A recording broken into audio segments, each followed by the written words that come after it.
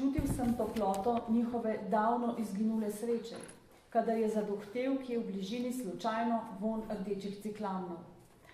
Ležali smo kraj gozda, čaše so bile izpraznjene.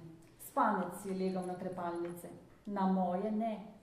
Od visokih smrek so se plazile sence vedno bliže k nam.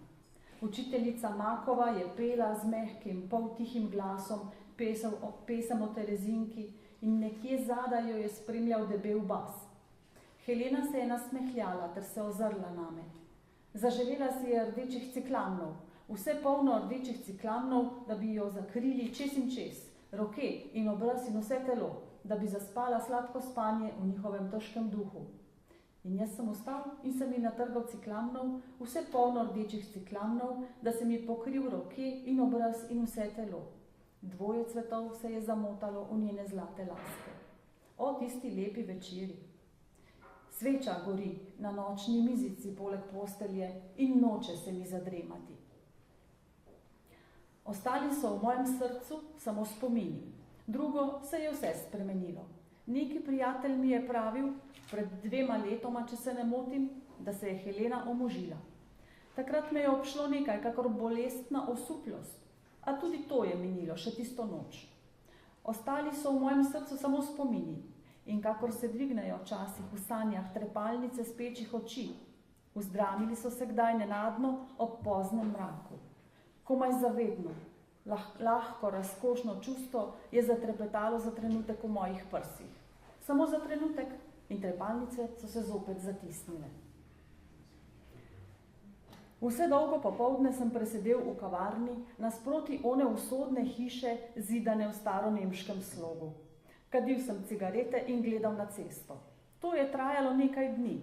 Naposled se mi je zazdelo dolgočasno in neumno. Prišel sem do prepričanja, da nima to brezposelno pričakovanje nikakega pomena. Okna so ostala tiha in nema, mimo kavarne so prihajali sami neznani obrazi. Spoznal sem, da na ta način ne dosežem ničesar, niti pogleda ne iz njenih oči in da nisem drugega kot čisto navaden tepec. Po prvem rezultatu svojega razmišljevanja sem ogrnil suknjo, plačal ter odšel iz kavarne.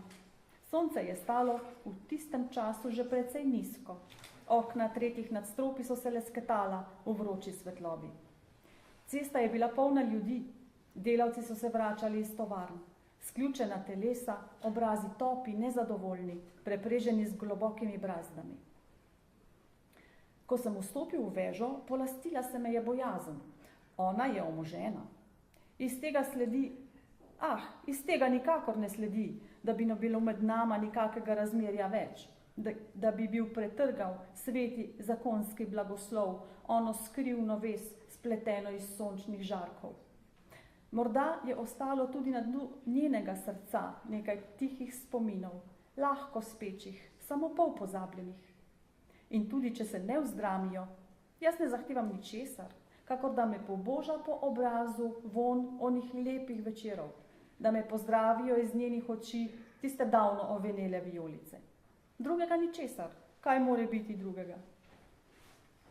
Portir je stal na stopnicah in jaz sem dal svojemu obrazu malo važen in kolikor mogoče soliden izraz. Ali ne stanuje tukaj neki gospod Guštin? V 2. nadstropju 12. vrata. Hvala. Morda vam je znano, če je v tem trenutku doma ta gospod Guštin? Ni ga doma. Hvala. Gospod Guštin je seveda oženjen? Začutil sem nekako vročino v svojih licih. Vrh tega se mi je zazdelo, da je bilo moje vprašanje bedasto in neprimerno. Portir je komaj vidno stresel s trepalnicami. Oženjen je. Hvala. Stopal sem po stopnicah počasi in neodločno. V 1. nadstropju sem se ozrl, portir je gledal za menoj. Čemu vraga je bilo treba tega vprašanja?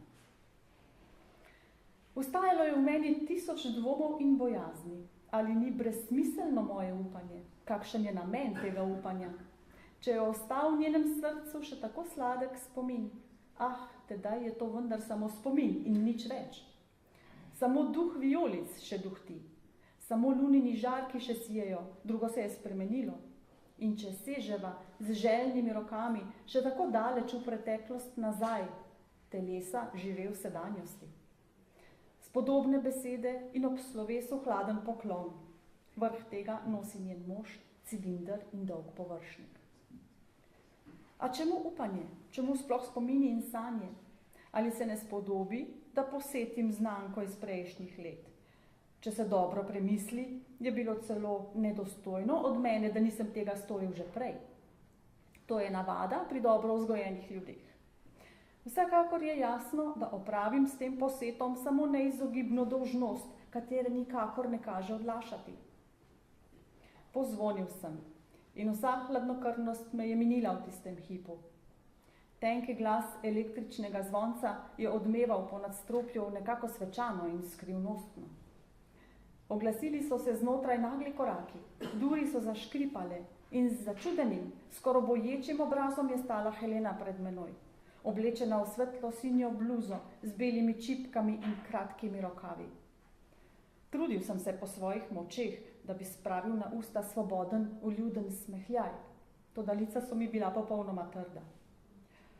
Oprostite mi, milostljiva, da sem tako predrzen, toda pred nekaterimi dnevi oči so se ji razširile, stopila je korak nazaj s polpridržanim radostnim nasmehom. Ah, pridite vendar bliže, tega bi nikdar ne pričakovala. V njenem pogledu, v rdečici njenega obraza, v njenih kretnjah je bilo nekaj mehkega, toplega, razkošnega in moje telo je vztrepetalo. V sobi je mrak. Na steni, okno nasproti, je zadremal neopazno zadnji žarek. Krog naju so se zgrnile tihe sence. Polglasno sva govorila nevažne, nevsakdanje stvari. Preteklosti se ni dotaknila ona in nisem se je dotaknil jaz. Toda čutila sva oba dva, kako je objemala najni duši z vedno tesnejšim objemom. Za hip sva umolknila. Tisti čas so se zazibale gardine v lahkem vetru, skozi okno je zasijal tenek trak rožnate svetlobe ter vztrepetal v njenih zlatih laseh. Njene besede so bile tako tihe, polne zavedne, da je slišala njen glas samo moja duša. Ah, tisti lepi večeri. In takrat sem jo pritisnil k sebi. Njene oči so bile vlažne in njena usta so se smehljala.